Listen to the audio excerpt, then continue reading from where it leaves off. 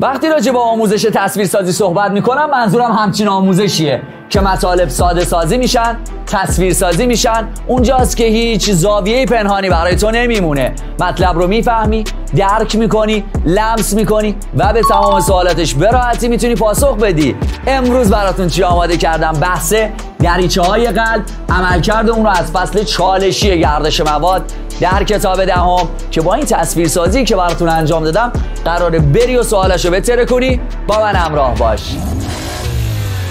با فولیتو. خب دوستان، بریم در ابتدا یه توضیح کوتاهی راجع به دریچه‌ها بدم. حالا یه پیش زمینه‌ای رو باید داشته باشید که دریچه‌هایی که بین دهلیزها و بطن‌ها قرار گرفته شدن، یعنی این دریچه‌ای که من اینجا حالا نگهش داشتم، بهش میگن دریچه‌های لختی. اونی که در سمت راست قلبه، یعنی بین دهلیز راست و بطن راست، میشه 3 لختی. اونی که بین دهلیز چپ و بطن چپ میشه 2 لختی یا میترال. و پس اینا شد دریچه‌های لختی که من حالا یه سمت از حفره قلبو کشیدم و قرار دادم و تصویرسازی کردم. اونی هم که خونی که داره خارج میشه از بطن اون خون رو خارج میکنه و در ابتدای رگ‌های بزرگ قرار داره، بهش میگن دریچه سینی. حالا اگر ابتدای سرخرگ آورت باشه بهش میگفتن سینی آورت، اگر در ابتدای سرخرگ ششی بود بهش میگفتن سینی ششی. پس این دریچه ها نماد دریچه سینیه و دریچه‌ای که اینجا دارید میبینید با رنگ قرمز نماد دریچه لختیه. گفتم که در ابتدا بدونید که داریم راجع به چی صحبت میکنیم. خیلی خوب، میخوایم بریم ببینیم تو 3 تا دوره قلبی، 3 تا دوره قلب نه، در یک دوره قلب خودش 3 تا زمان وجود داره در یک چرخه ضربان: انقباض بطن، انقباض دهلیز و استراحت عمومی. از نظر ترتیب هم کتاب اینطوری گفته که استراحت عمومی مرحله اوله، بعد انقباض دهلیز و بعد انقباض بطن. یعنی بر اساس اول، دوم، سوم هم مثل کنکور 402 میتونن از شما سوال بپرسن. خیلی خب، بیایم بچه‌ها با استراحت عمومی شروع کنیم. نگاه کنید این تصویر رو. در زمان استراحت عمومی اول بدونیم هدفمون چیه. هدفمون اینه که خون به قلب برگرده. اوکیه؟ خونی که داره برمیگرده بیاد توی بطن تجمع پیدا بکنه. ببین، چون قراره تو استراحت عمومی خون تو بطن تجمع پیدا بکنه، پس باید دریچه های لختی که بین دهلیز و بطن باز بشن. پس نکته اول، دریچه های لختی کی باز میشن؟ لختی ها میگیم در زمان استراحت عمومی باز میشن که حالا زمانش هم میشه 14 ثانیه تو چرخه ضربان. کی باز میشن؟ استراحت عمومی. پس در استراحت عمومی خون داره میاد تو بطن تجمع پیدا میکنه. حالا اون بالا رو نگاه کن. این بالا یعنی ورود خون به دهلیز. توی تصویری که من گذاشتم توی تمام زمانها خون به دهلیز وارد میشه. ممکنه بگی آقا کتاب درسی تو شکل کتاب درسی انقباض دهلیز نشون نداده که خونی وارد میشه. ببین، ما برای ورود خون به قلب دریچه‌ای نداریم که، یعنی اون بالا برای ورود خون به دهلیز دریچه‌ای وجود نداره. شاید میزان خون ورودی به قلب کم یا زیاد بشه ولی قطع نمیشه، یعنی 0 نمیشه.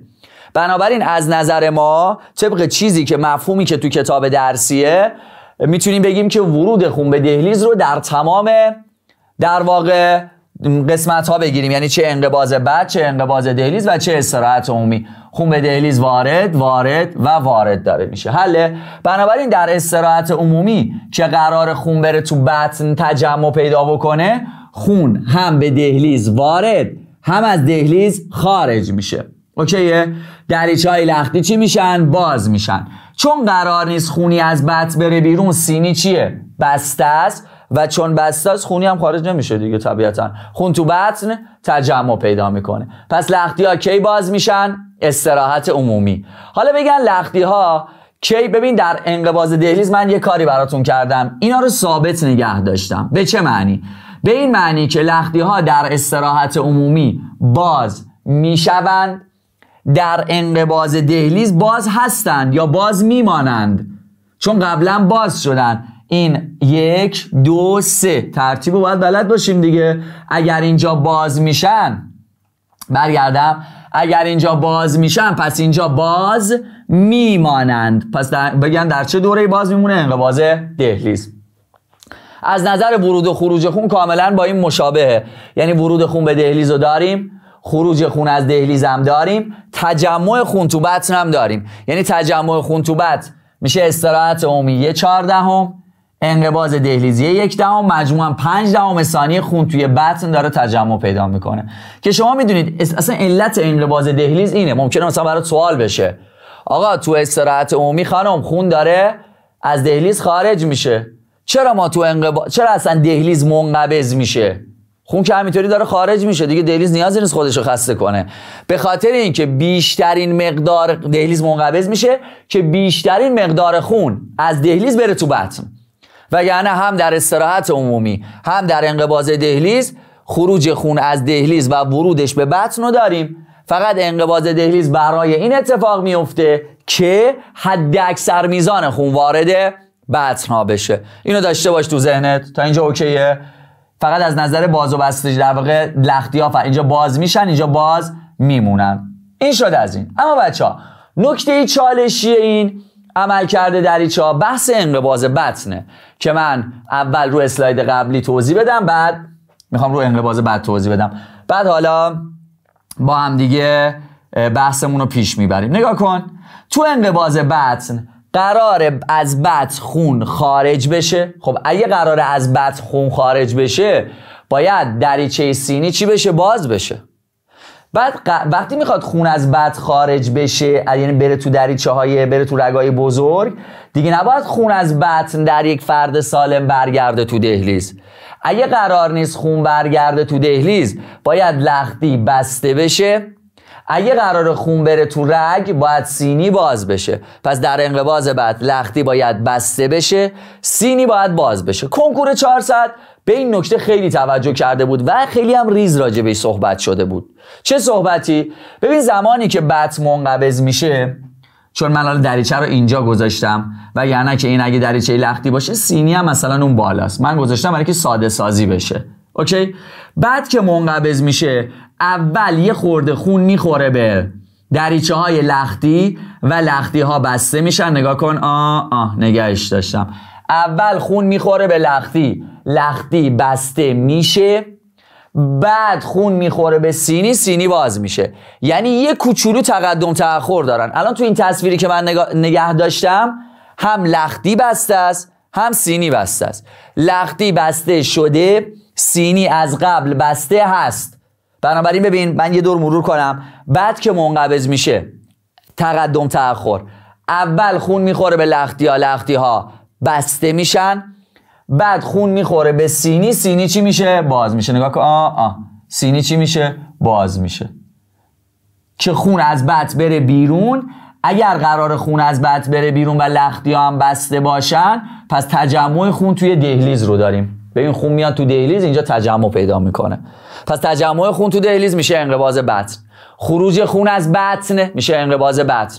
بگن در یک لحظه در ابتدای انقباض بطن 4 دریچه بستن با هم. بله بستن. اول لختی ها بسته میشن، بعد سینی ها باز میشن. یه بار دیگه اجرا کنم. لختی هم که بسته میشن میشه صدای اول دیگه. نگاه کن، این که خود دریچه هاست کاری ندارم. اینجا ببین خون میخوره، اول این بسته میشه صدای اول رخ میده، صدای قوی تر، صدای پوم. اوکیه؟ بعد خون میخوره به سینی ها باز میشن و خون وارد رگای بزرگ میشه. ممکنه بگی آقا چرا اینو اینطوری گذاشتی تصویر سازی کردی؟ میخواستم اینو بهتون بگم. دریچه های لختی دریچه های بیخاصیتی هن. خون از بالا بهشون میخوره باز میشن بر اساس فشار خونه دیگه. فشار خون بالا زیاد بشه باز میشن، فشار خون پایین زیاد بشه بسته میشن. الان در انقباض بعد فشار خون پایین زیاد میشه بسته میشن، فشار خون از بالا زیاد بشه باز میشن. کی باز میشن؟ استراحت عمومی.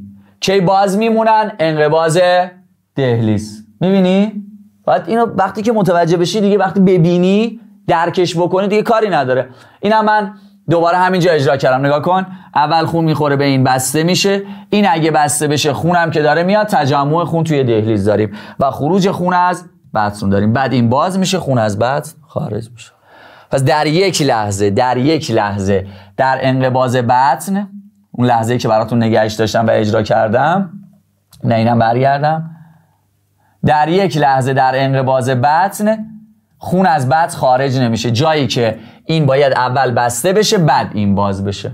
این یه سری چیزای ریزه. ممکنه بگی آقا اینا تو کتاب نظام جدید نیست. منم میدونم نیست. منم میدونم نیست، ولی تست کنکور رو ببین، تست کنکور 400. قبلا هم آموزش دریچه قلب رو ساختم، این تست رو زدم تو اون آموزش. یعنی اگر دانش آموز بخواد طبق در واقع چیز شکل کتاب درسی بره و متن کتاب درسی بره، به یه دوگانگی اصلا تو این تست میرسه، با کلید طراح همخوانی نداره. ولی حالا که طراح داده ما مجبوریم بگیم که شما باید اینطوری یادش بگیری. البته خب خیلی‌ها هم مخالفن، من هم اینجا بگم، مثلا میگن چون شکل کتاب ورود خون به دهلیز رو در زمان انقباض دهلیز نشون نداده. میگم با این تفکر ما اصلا نمیتونیم این تست رو بزنیم، پس باید بگیریم. حالا هر چیزی که من اعتقاد داشتم و اینجا براتون گذاشتم دیگه. شما اگر با آموزش من این دریچه قلب رو میخوای یاد بگیری، این تفکر منه. اگرم نه که هیچ، منم تفکرم بر اساس کتاب درسی گذاشتم، نه اینکه خودم هر چیزی دلم خواسته گذاشتم. الان بسته ببین سینی ها رو داری میبینی، یه 1 دهم، یه 4 دهم، 5 دهم بستن، 3 دهم بازن. لختی ها 5 دهم بازن، 3 دهم بستن. ورود خون به دهلیز تو همه تایم ها رو دارید میبینید. تجمع خون تو بطن تو این دوتا تایمه، تجمع خون تو دهلیز تو این تایمه، یعنی انقباض بطن. خب اینطوری میشه که تو میتونی به سوالاتش پاسخ بدی. اینطوری میشه که میتونی به سوالاتش پاسخ بدی. امیدوارم برات مفید بوده باشه. حالا من تست کنکورش هم اینجا یه نگاهی بهش میندازم. قبلا همین تست رو تحلیل کردم، مخالفایی داره با این نوع تحلیل، ولی دیگه گفتم ما بر اساس اون چیزی که در واقع آموزش میدیم تست رو هم تحلیل میکنیم. مثلا گفته هر زمانی که دریچه های سینی بازند، چه دریچه های سینی بازند میشه انقباض بطن. گفته خون وارد دهلیز میشه، خب در انقباض بطن خون وارد دهلیز میشه، اوکی. گفته هماننده هر زمانی که دریچه های 2 لختی و 3 لختی بازند. ما اعتقاد داشتیم که توی تمام تایما خون وارد دهلیز میشه. این مثلا این گزینه. یا بعدی رو نگاه کن، گفته هر زمانی که سینی بازه یعنی انقباض بطن، فشار خون بطن در حد پایینیه. این همینجا غلط میشه، یعنی من برخلاف همانندش رو نخوندم. وقتی سینی بازه یعنی انقباض بطن، فشار خون بطن بالاست، این گفته پایینه و این غلط میشه.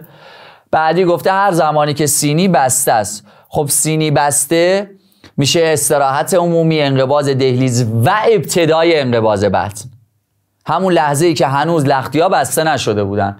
گفته خون به درون بطن‌ها وارد می شود. هر زمانی که سینی بسته است خون به درون بطن‌ها نمیتونه وارد بشه که.